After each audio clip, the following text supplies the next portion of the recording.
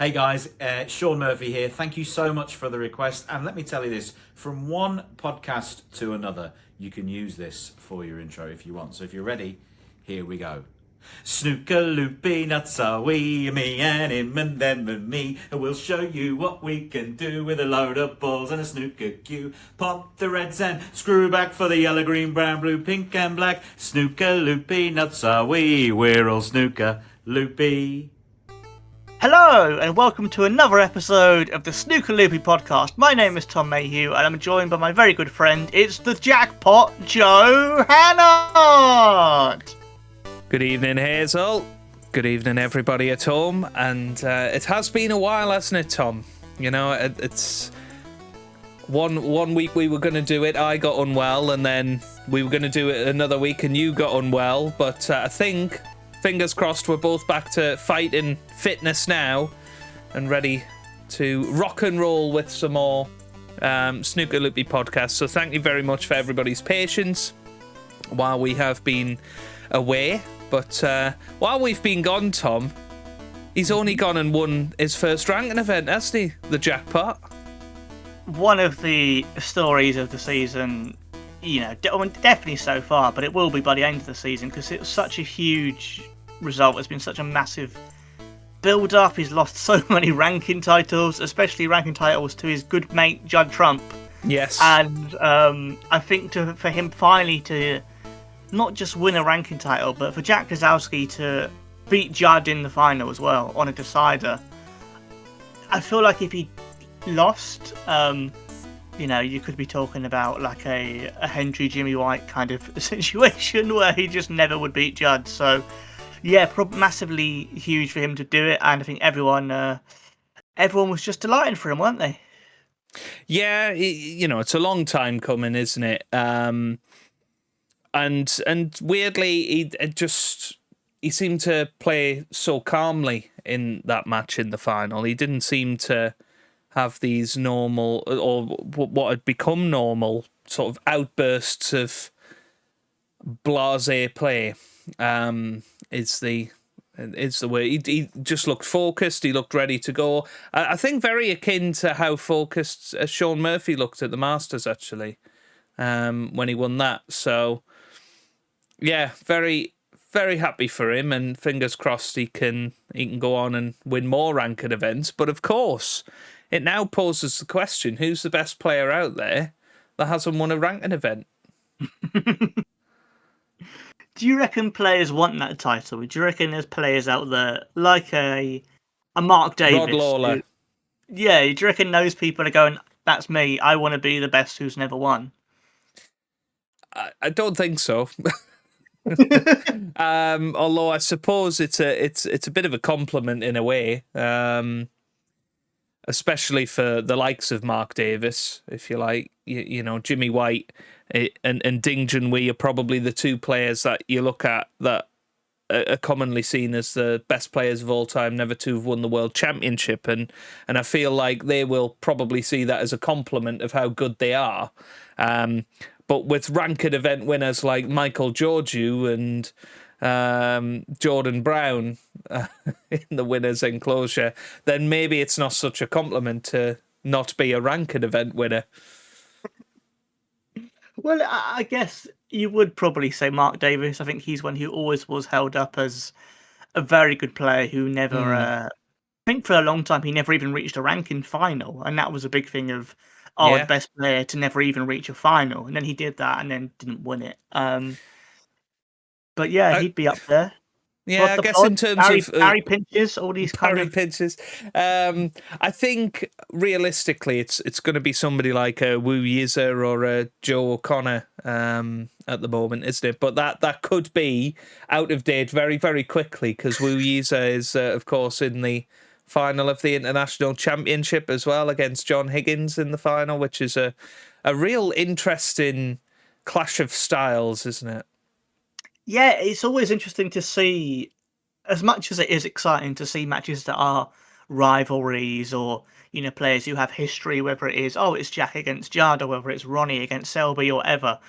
It is fascinating that occasionally we get these different finals thrown up that is such a different, you know, different styles and different generations, because Will Yizer is, he's in his 20s, whereas John Higgins has been in the top 16 for over 30 years. So it is an incredible matchup between the two. And Higgins, of course, looking to be the second player of the season to win a ranking title over the age of 50, after Mark Williams, who, since the last podcast, he's the oldest ever ranking winner. Yes, yeah, of course. For now. Yes, overtook the great Ray Reardon, of course. And, I mean, I go back to around about 2007, 2008, when Mark Williams was due to drop out of the top 64, and he's always said he would have retired had he done that. And obviously 18 years later, he is still winning world ranking events. He's still going to be in the top 5 for at least the next 2 years, you would think, after winning a ranking title, and probably for his consistency. I think he has been the most consistent of the class of 92 for the last 2 or 3 years now. So it's unbelievable the sort of swings and roundabouts that they have. The three players. Obviously, Ronnie had a really dominant season in 2022. And 2023, both of those years, he obviously won the World Championship, and then he went and won, I think, 5 tournaments in 2023, and then hasn't won a tournament since. It's just, really, really strange, isn't it? How it just seems to, when you think they're down and out, they just seem to come fighting back and win a big tournament. Yeah, well, I mean, Mark Williams was always saying he wanted to be in the top 16 at 50. He's now pretty much guaranteed to be top 16 at 52 years old at least. Yeah. I mean, at what point do they start thinking about wanting to be in the top 16 in their 60s? Because unless they literally lose their eyesight completely, you kind of go, well, they don't seem to be getting any worse. You've got to think, unless they actually go blind, their short game is gonna still be so good. Like, Ronnie, when he's in and amongst the balls, Ronnie's got to be up there on the most centuries this season, and he's only played in about 4 tournaments. Mark Williams is obviously brilliant in and around the black spot and pink spot, and John Higgins can still pull off major clearances. So their short game is still incredible. Their safety game is obviously still good. The question mark would be over their long potting, whether that's as consistent and as good as some of the players out there. But even somebody like Judd isn't as consistent as he used to be anymore with the long game. So I think until people can be better break builders than the class of 92, I can't see how, if as long as they're still practicing and still want to play, I can't see how they're going to drop out of the top 16 anytime soon. I can imagine Ronnie heading out into a tournament with a blindfold on just to prove a point now. I think if he heard this podcast, he'd buy a blindfold, turn up, and he'd still beat some numpty who's ranked for 87. He did do this. I'm sure, he made a century with a broomstick once. I'm fairly certain that he did that to prove a point. So, are you sure? Nothing would surprise me. Are you sure you weren't watching like Harry Potter and then you fell asleep and then the snooker came on and you got confused? No, I'm fairly sure he did it. He did it with the other end of a broom, not the not the bristly side. Oh yeah, because that would be silly. Because it makes much more sense to be the other end of a broom. Yeah. Oh, was that in an official tournament? I love the idea of it being in the Masters. No. That I don't think you would technically be allowed to do that, because I think the tip has to come in contact with the white. So that's why that shot where they turn the cue around and sort of use the back of the cue, that's not allowed in professional play.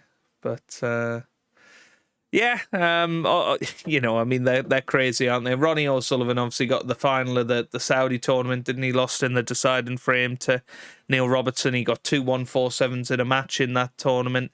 I think this week he was playing Alan Taylor. He was 4-1 down and ended up winning 6-4 with 4 centuries. And it is just unbelievable how well the three of them are still playing. And actually, there will probably still be Triple Crown tournaments that involve these guys in finals, and I wouldn't be surprised if they ended up winning one, even though John Higgins hasn't won a Triple Crown title since 2011. Isn't that unbelievable? I mean, has he been using the broom? What's going on? Why has he not won? He's been too many of his spinning classes. He needs to get winning some titles, Higgins. But 2011's crazy, isn't it? Like, that's 14 years ago. Stephen Hendry was still playing, and Steve Davis was still playing 14 years ago, I guess it doesn't feel like it can be that long ago because he's lost, 3 finals of the World Championship? 3 World Finals, yeah. He lost the Masters final to Bing Tao, I believe. I'm not sure he's been to a UK final, but yeah, that makes it feel like he's always been up there, and he's been in big semi-finals. So he's not. Obviously, he's not dropped off. He's still been top 16, still been winning ranking titles. Yeah, that's a bit bizarre. It's a bit like Shaun Murphy, really, when he won the Masters earlier this year, and it was the first time in years he'd won a Masters title. Was it 10 years or 20 years or something like that? And it felt crazy to go like, what? Because it's. But then I guess there's so many top players, and only one of them can win. There's only 3 big tournaments a year, so. Oh, a controversial statement there, Tom. Only 3 big tournaments a year. I know. A lot of people are big fans of the shootout, and they'll say that's the 4th major, but I disagree. Not until it's sponsored by Mr. Q, then it can be the 4th major. Yeah. But we do have. I mean, I guess an argument people would make. People do make arguments. I mean, they say the Saudi event's a 4th major. It's not. I don't think any real snooker fan thinks it is. But some people would argue about either the Tour Championship or the Champion of Champions as a possible major. Would you kind of think either of them are up there? I don't think they're in the same class as the major 3, the BBC events, if you like. But I think they would be definitely in the next tier. Where I've had this idea of your Grand Slam events right at the top, and then they'd definitely be in that sort of next tier below, in my opinion. But I mean, maybe if they continue for years to come, I guess that's what sets apart the Triple Crown, isn't it? Because they've been staples since the 80s, if not earlier, obviously, with the World Championship and the UK Championship. So I guess that's where it will become telling in 20, 30 years if those tournaments are still about. Yeah, I believe the oldest ranking event apart from them is probably the Welsh Open. But then that's just not got as much prestige, which is weird considering how prominent Welsh snooker players have been in the history of the game. You'd think that would be seen as a really important one, but it's kind of just seen as another tournament, which is a bit sad. Mm-hmm. Yeah. Well, I think since it became the Home Nations, I think the Home Nations sort of spoiled the Welsh Open. Obviously, it elevated the other 3 with Northern Ireland, Scotland, and English. But I guess the Welsh Open being grouped in with that sort of downgraded it a bit, in my opinion. It's strange in terms of like the phrasing, because for me, if you said, "Oh, it's a," I think a lot of people who don't know snooker, like I've chatted to family members before who've gone, "You're watching the UK Championship," and they've gone, "Why is that person playing? Because he's from Australia," or something like that. And it is strange, really, that they kind of make a very minimal element to make these tournaments open to local players, which basically means they go, we're going to get 2 amateurs from Northern Ireland, and that's it. Like, should they do more? Should it be more of a let's get more Northern Irish players as a thing for each of these tournaments, or is that just the way it's always going to be? I don't know. I suppose I liken it to tennis a bit. You know, when you've got the US Open, it's not just open to US players, but I guess, you know, at Wimbledon they do tend to have a large proportion of British wildcards that come into the draw. I guess for that to work, you would have to have a lot more than 128 players on the tour so that you can have a sort of pre-qualifying event to get to round 1, which is obviously the last 1 to 8. And the way that certainly the UK Championship works, and well, most of the tournaments now have reverted back to the top 16, get to the main event without having to qualify. So when do you put these wildcards in? Do you put them against number 128 in the world, which then what's the point? Yeah, I don't know. I know for a while, some tournaments, like I remember especially like some of the tournaments in China, there'd be a wildcard round, and it would either be 2 Chinese wildcards against each other and one of them gets through, or it'd end up being a 12-year-old Chinese wildcard against Sean Murphy, and you just of went, I mean, amazing if he does well, but it's not giving him much of a chance, really. I think for that to work, you have to have the flat 1 to 8 draw, which, yeah. Otherwise, you just end up with random wildcard versus David Lilly, and well, David Lilly's probably a bad example because he's not far off getting into the top 64. But let's say Rhian Evans versus a random wild card, and then you would imagine on form, whoever wins that match is just going to go out in the next round anyway, in the round 1 proper. Rhian Evans did beat David Lilly in a match earlier this season. Yeah, she's having a good season, Rhian Evans. But I get what you mean, because I think David Lilly I think he must be top 64 now, because he seems to have just been on tour for a few years, so he must be up there. I think he must be in the top 64. And I get what you mean, because you don't want it just to be the worst players against wildcards, and it, basically be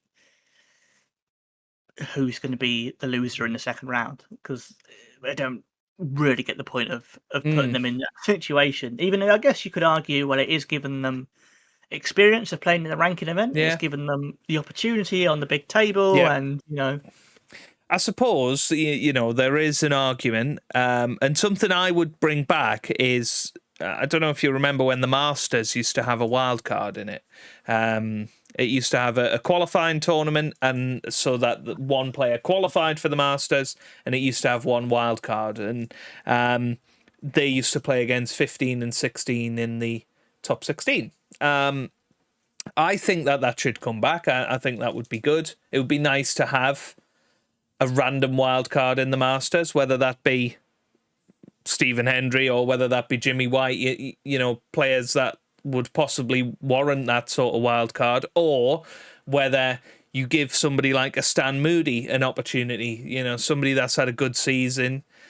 You give them an opportunity at Alexandra Palace to experience that and inspire them almost.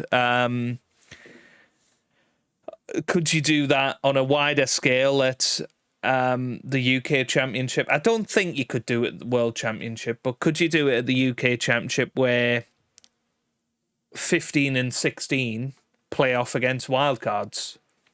I don't know, but then it sort of disregards the whole qualifying section, doesn't it? Which is really tough. I think, I was going to say, I think they do have wildcards who do enter in like the 1-4-4 stage, like right at the start, like whereas 144 players, and it is some wildcards who will be, that's why there's sometimes like 14-year-olds in the World Championship qualifying, because they're not on the tour. And I think that Ben Mertens played as a wild card before he was professional. I think Luca Brissell possibly as well. I think they both weren't. Maybe not Brissell, maybe not. But I know Liam Davis famously he beat Fergal O'Brien, I think, when he was an amateur. So that they do that at the early stages of the Worlds and the UK. But yeah, I don't know. I just think it'd be nice if the tournaments felt more linked to the identity of each one. Because as a fan, I never really go, oh, let's watch the Irish Open because Ken's going to be dressed as a leprechaun or something. I'd love that. Yeah, I'm sure you're not the only one that would love that, Tom. But, the trophy's a little pot of gold, and they lift it up like that would be brilliant, and they play like folk music. Yes, I agree. But then you know when you're in the Indian Open and they're dressed up as Bollywood dancers, then maybe we're starting to edge on the side of racism. We all remember Jack Kozlowski in Saudi Arabia. Yes. Yeah, no, you are spot on. So yeah. Oh God. Yeah, poor Jack Kozlowski, eh? But yeah, I'd like to see it. I think more tournaments having their own identity is a great idea. A bit like the shootout, they have the shootout shirt. They've tried to do that, the Champion of Champions now, haven't they? I don't know whether they're keeping that going this year, but let's look it up.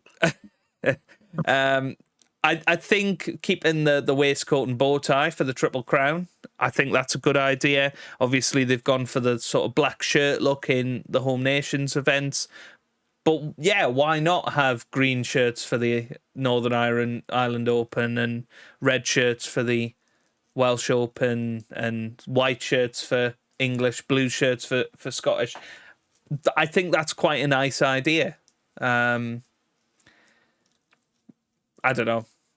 Maybe people can let us know what they think in the Snooker Loopy Podcast at gmail.com. Fan Zheng email. Let us know what you think, because I think it's a good idea. Thank you. I'm glad. And I couldn't find any Champion shirts for this year, but maybe they've not launched yet. Of course, that's coming up very soon, and the Champion of Champions will feature, the best snooker players in the world and Alfie Burden. Ooh, controversial. Yeah, they tried to shoehorn Ronnie into the tournament, didn't they? But I think they...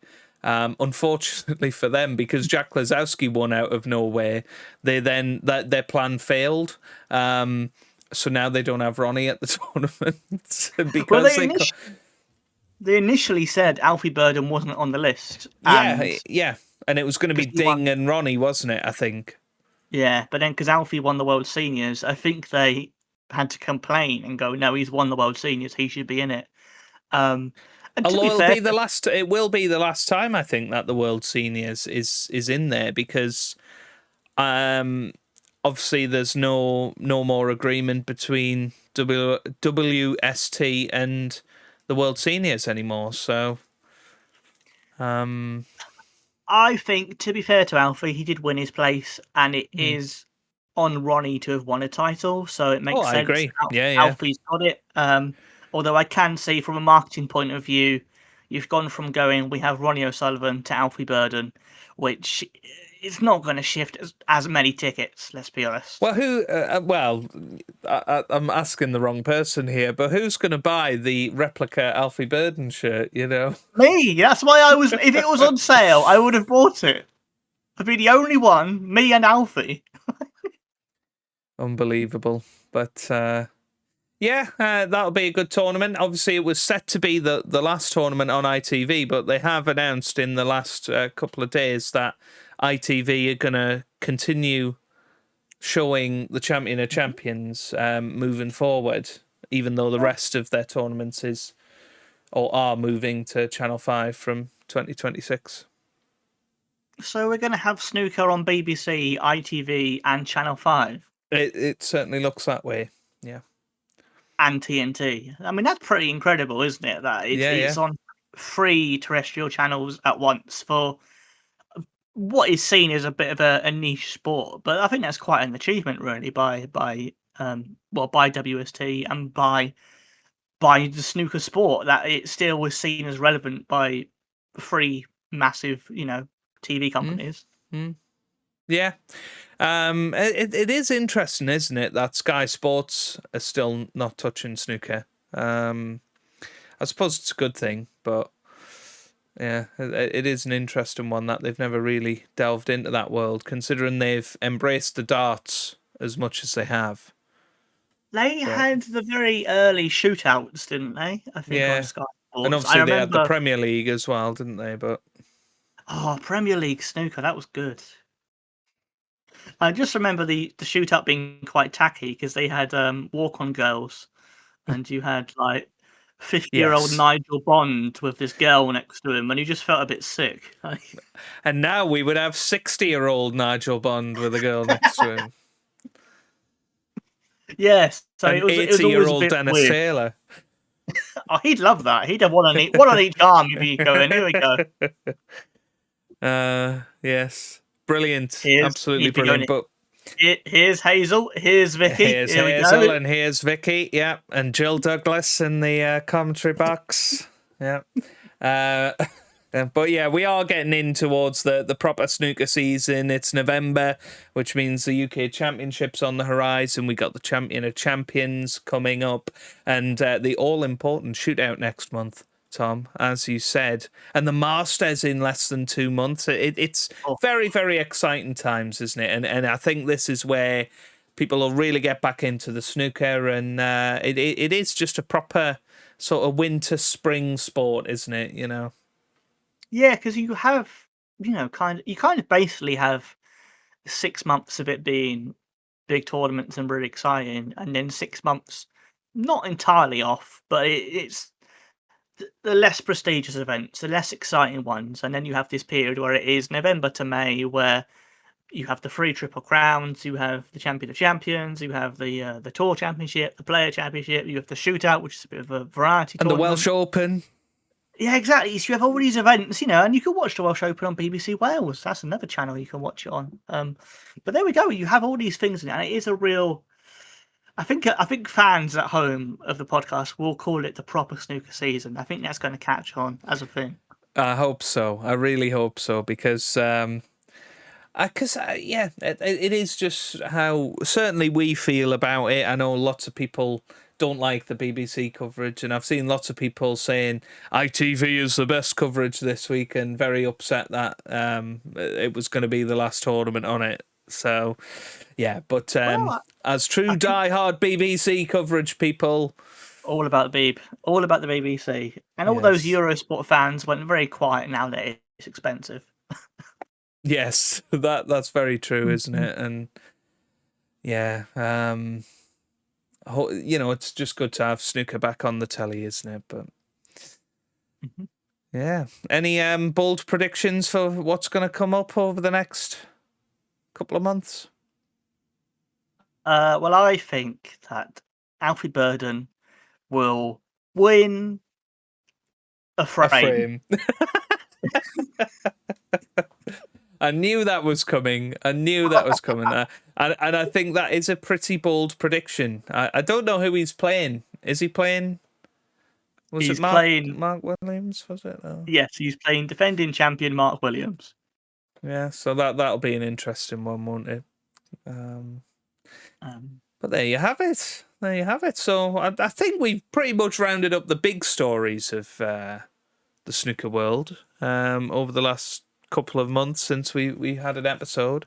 But the headlines are to come, really, aren't they? And one thing we were talking about just before we came on air was the Traitors. Obviously, the Traitors is such a big phenomenon in the UK at the moment. And we've just had the celebrity version of the Traitors. There's another version of the sort of normal version of the Traitors coming after Christmas. But we sort of flirted with the idea, Tom, of which snooker player would be the best traitor on Celebrity Traitors, or contestant. Doesn't have to be a traitor. Could be a faithful, of course. And I'm going to put you on the spot here, Tom. Discuss. Because obviously there's a snooker table in there as well, isn't there? So we could see some actual proper snooker played. They spend the whole time not even talking about who's a faithful. They just be around the snooker table all the time.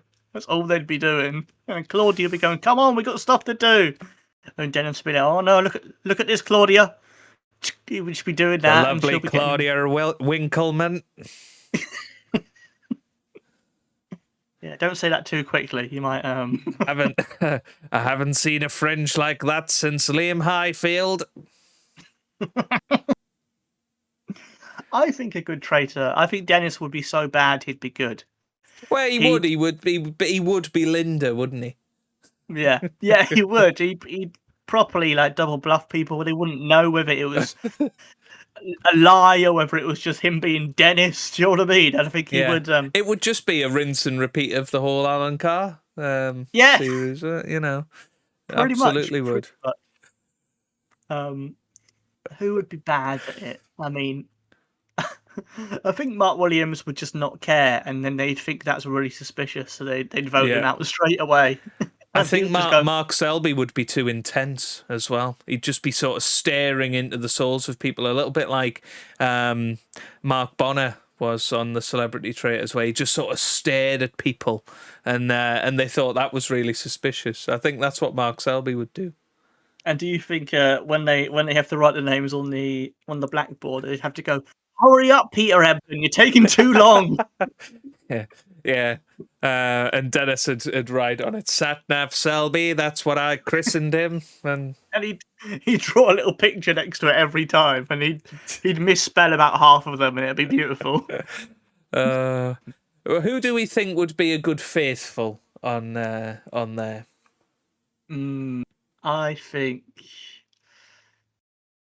I reckon Higgins would be quite good. I think he's quite he's quite Alex charming. No, and there's no way Alex Higgins can be a faithful in any sense of the word. Faithful to the alcohol. Him and Big Bill Werbenack there. Oh God, yeah. I think the most likely person to go on it would be somebody like Sean Murphy. And I think he wants to go on everything though, and no one's booking him. We booked him for cameo. I think he would be a faithful, and he would sort of be seen as the leader of the faithfuls. Personally, Sean Murphy. But would he get killed then? Would he get struck off because early? I think they would have just about enough suspicion on him that they'd think he'd get banished. So. They'd go, "Oh, he's he's too magician. Nice. We don't trust your magic tricks, Sean. We don't trust it. And your sparkly waistcoat, that's made me very suspicious." Those sparkly pants of yours, yeah. And when he gets voted out, he can go, "I'm a faithful," and he puts his hand up and waves. He does the 360 wave. Yeah, the Smurf. Yeah. Everybody do the Smurf. Everyone does it. You know who I think would be a really good traitor? Who? Steve Davis. Oh, I'm absolutely with you, because there's so many times he's so deadpan, and he'll make a joke when he's on punditry, and if a presenter doesn't know him, it goes completely over their head, and they don't know whether to take it serious. He'd be excellent at. I think he'd win. He'd be so good. And people would like him. People would absolutely like him. Yeah, that would be a good one. I think Hazel would be pretty good on it as well. So, I don't think she would be a traitor, but yeah, a little bit like Claire Balding, she might get a bit of suspicion on her early on. I've got an image of Dennis as a traitor now, going into the bit where they decide, going, "Evening traitors, evening everybody at home." Evening traitors, evening everybody at home. And then John Virgo would just be a liability, wouldn't he? They go, "Virgo, can you Where's please the stop traitor going?" Can you please stop shouting, Virgo? We're trying.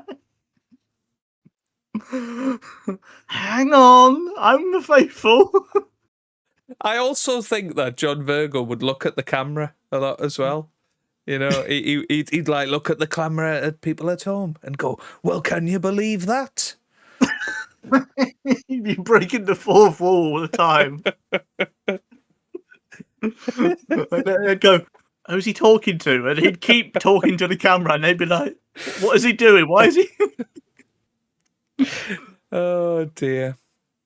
Well, there you go. What about Rob Walker? What would Rob Walker? Yeah, he'd just be a bit hammy. He'd be like Kate Garraway, wouldn't he? He'd stand up and he'd go, "Maybe someone's been recruited." Like he would just get right into the game. He absolutely would.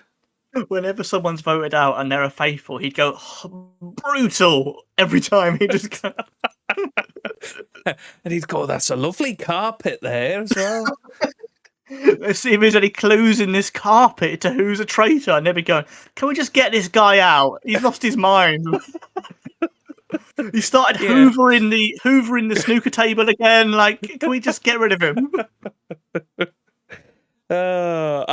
We absolutely have to have somebody snooker related on Traitors next year. There'd be so many good ones, wouldn't there? Hendry would be good, I think, as well. Yeah, he would have to be a traitor, though, wouldn't he? And I think he'd be such an obvious traitor, because I don't think Stephen Hendry would be nice enough to be a faithful, would he? No. Just when they vote out someone, he goes, "Careless. That's careless, that." It's clumsy. Clumsy. Yeah, he would, or he'd be a faithful and they'd think he was a traitor, so they just would, To be fair, though, Stephen Hendry is one of the few that has done a reality TV show, you know, along with Dennis and Steve Davis, Jimmy White. Yeah, so there's not many, is there? Well, Willie yeah, Thorne I'm not sure they're going to get Willie Thorne, Tom. No, I know. They've got about as much chance as Willie Thorne doing it as Alex Higgins has. Yeah, I know, not now, but I was saying Willie Thorne's done Strictly, Dennis has done Strictly. Yeah. Sean Murphy dresses like he's on Strictly. And Chris Wakelin is strictly Chris Wakelin. Yeah. And Steve did I'm a Celeb, didn't he? He did, yes. As did Jimmy White. Hendry did Masked Singer. Masked Singer. None of them have done Celebrity Big Brother. That's interesting. Yeah. I mean, Jim Davidson did Big Brother, didn't he? Oh, they should have put Virgo in with him. Yeah. He could have gone to bed and he could have went, "Say goodnight, JV." Oh, that would be brilliant. But I don't think the BBC would have Jim Davidson on, if I'm honest.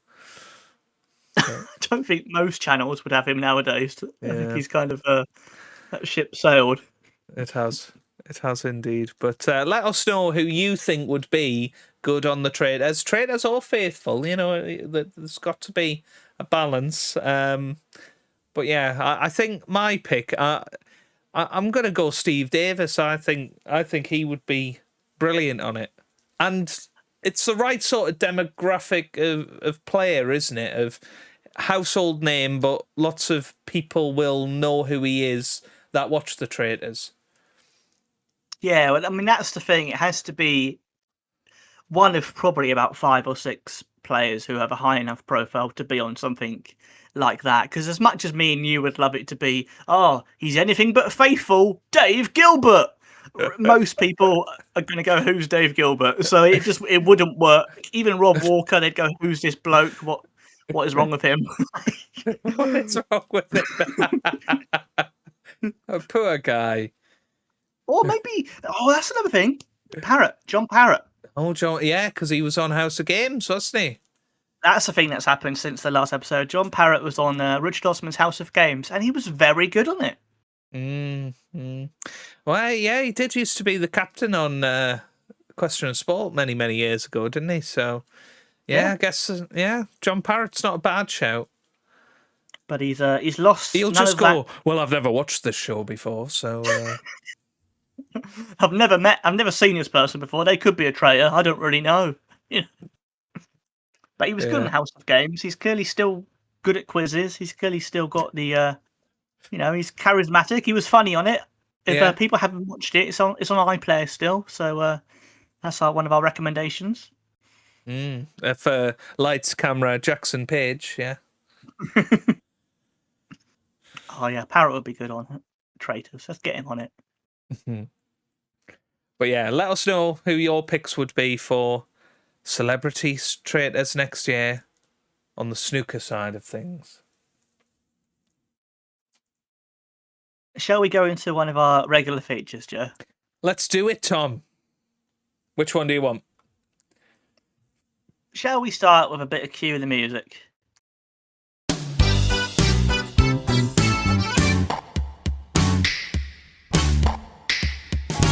Cue the music it is. This cue the music is actually... I can't believe we've not done this one because it is a song by Chaz and Dave called Wallop. I think its full title is Wallop brackets Snookered. And I don't remember it having much about snooker, but it is the B-side to Snooker Loopy. Is it? Wow. Okay. So this was the B-side to Snooker Loopy back in the day in the 80s, back when B-sides were a thing. I guess they could still be a thing on digital releases. I remember listening to it and not really thinking it's not as snooker themed as obviously the main song was, but I guess if it was on the single release, it still counts, right? Yeah, absolutely. Yes, I mean, I'm looking forward to this. This is going to be an absolute cracker. There we go. Shall we give it a spin? Let's give it a whirl.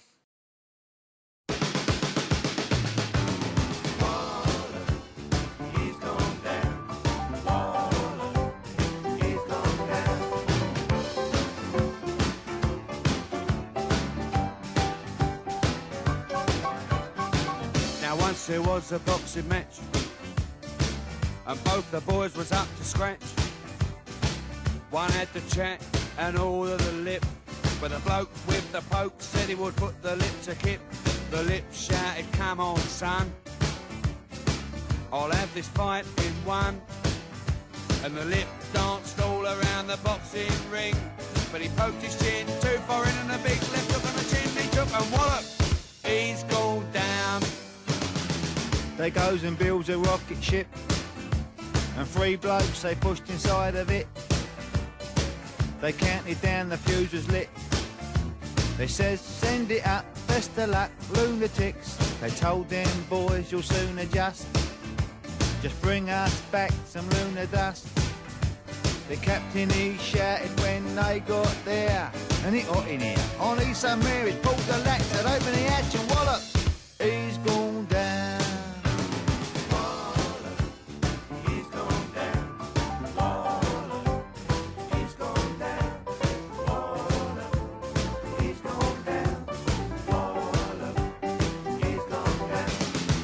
One day I thought I'd have a bet, although I've never been lucky yet.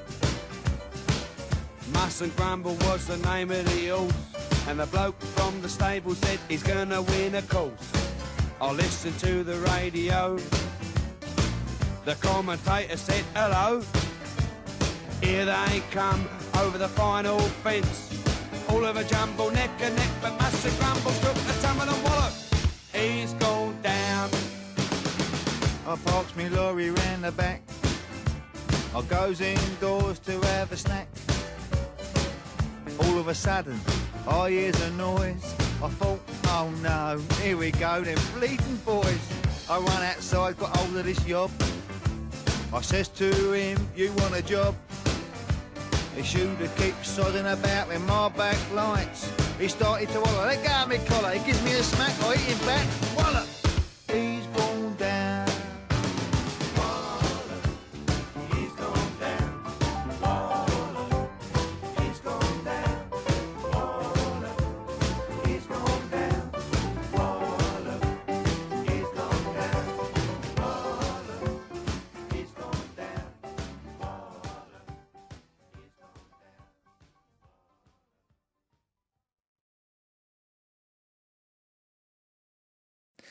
Well, there you go, Tom. That was walloped by Chaz and Dave. And, I mean, we were both bopping along to it a little bit, but not entirely sure how much snooker is related in that. Apart from the fact that Alex Higgins probably walloped a few people, I don't really understand Yes.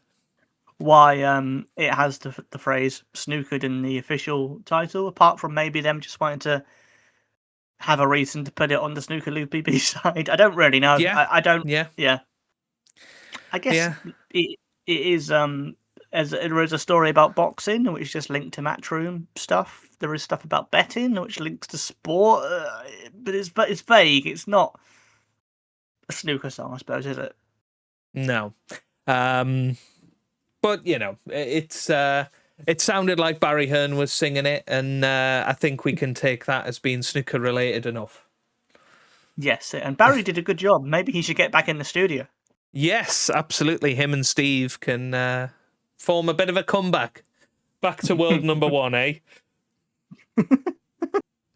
So what would you rate Wallop out of 10? You know, it was perfectly fine. But it didn't have enough snooker related stuff for me, I'm afraid. So I'm going to be harsh on it, and I'm going to give it a 3. I would, yeah, I'd pretty much agree. It's fine.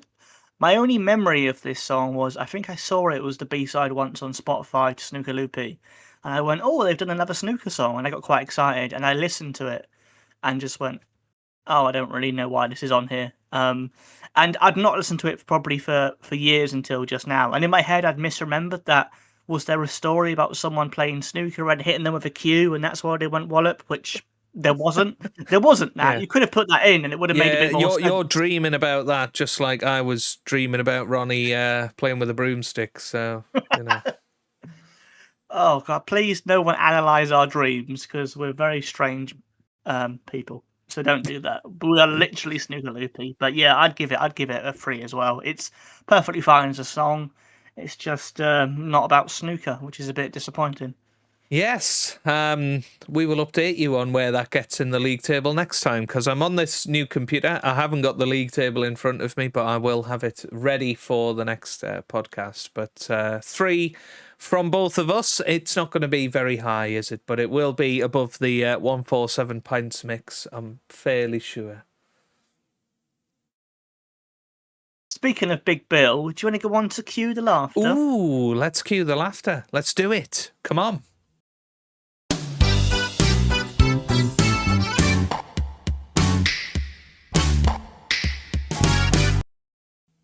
And this find, Joe, it's a series called the WST Crucible Chronicles, and this is linked to it's the animation is the same person who did the animation for Wallop, interestingly enough. Okay. So it's all on the same YouTube channel. Someone called Ben Picks, and these are basically little animated snooker stories. I presume they would have been commissioned by WST because they seem fairly high quality, and it's got snooker players telling stories with little animations. So shall we just watch the first one, which is Dennis Taylor? Yeah, let's watch the first one. Let's do this as a little series because there is 6 of these, and I think maybe we can dip back into these going forward, which is very exciting. So yeah, let's do Dennis Taylor, Crucible Chronicles. I think I might know what this one's about, actually. I remember seeing this at the time. Oh, a lovely little touch. Look how many likes it's got, Joe. Oh, we can't mess with that, can we? We cannot mess with that. No, we cannot. 147, absolutely beautiful. No one like it. No one else ever like it. It has to stay that way. Yeah, or 1,000 people can possibly like it. You know. Right. Anyway, shall we give it a watch? Give it a whirl? Yeah. Yes, please, Dennis. Right.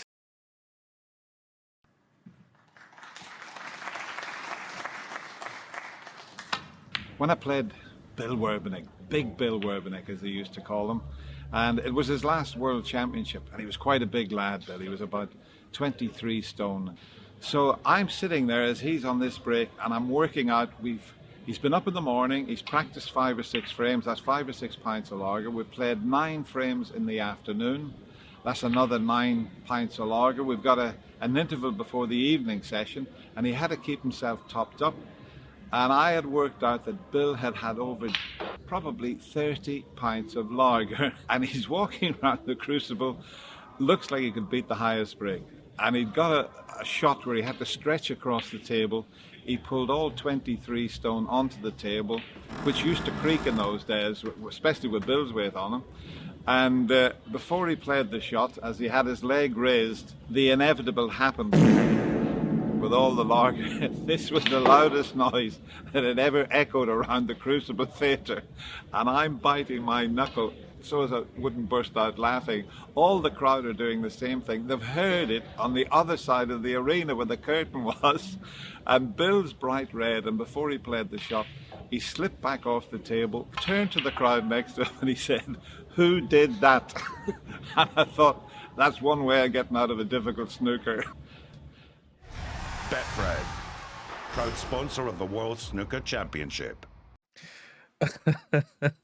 Oh, that is brilliant! What great memories! I feel like that's come from some sort of BBC segment. I feel like I remember Dennis talking about that. And whenever you hear a big noise in the audience, he's like, "I haven't heard a noise like that in the Crucible since Big Bill Werbeneck." So he's constantly referring to that story. I love it, and I do love the animation style. It does make it. I don't know. It really is quite funny, isn't it?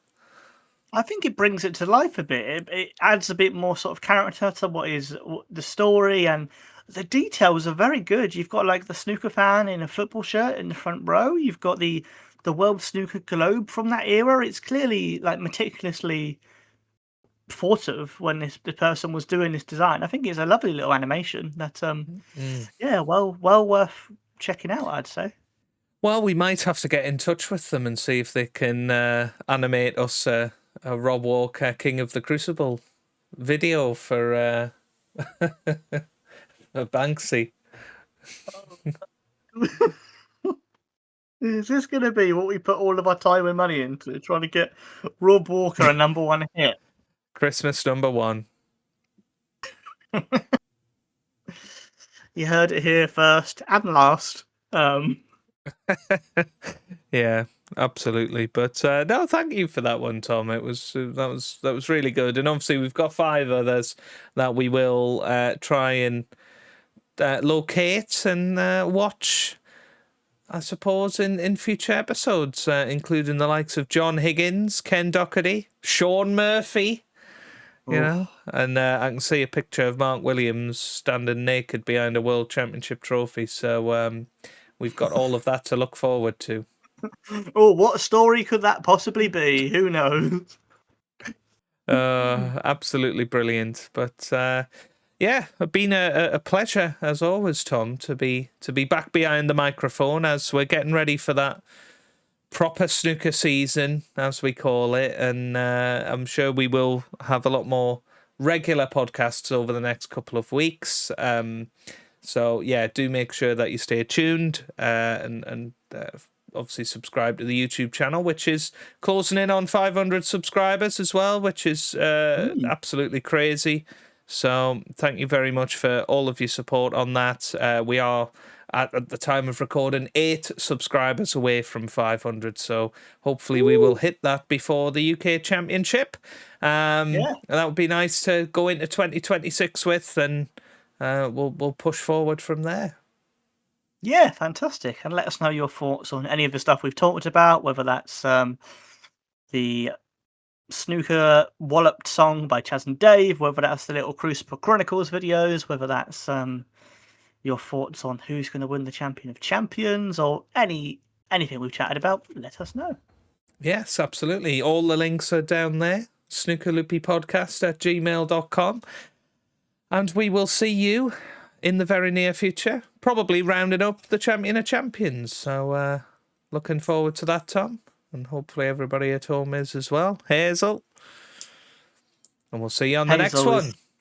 Hazel's looking forward to it more than anyone, mate. Well, Hazel's back on the telly soon, so look forward to that, everybody. That's because Hazel is 100% faithful. Good night, JV.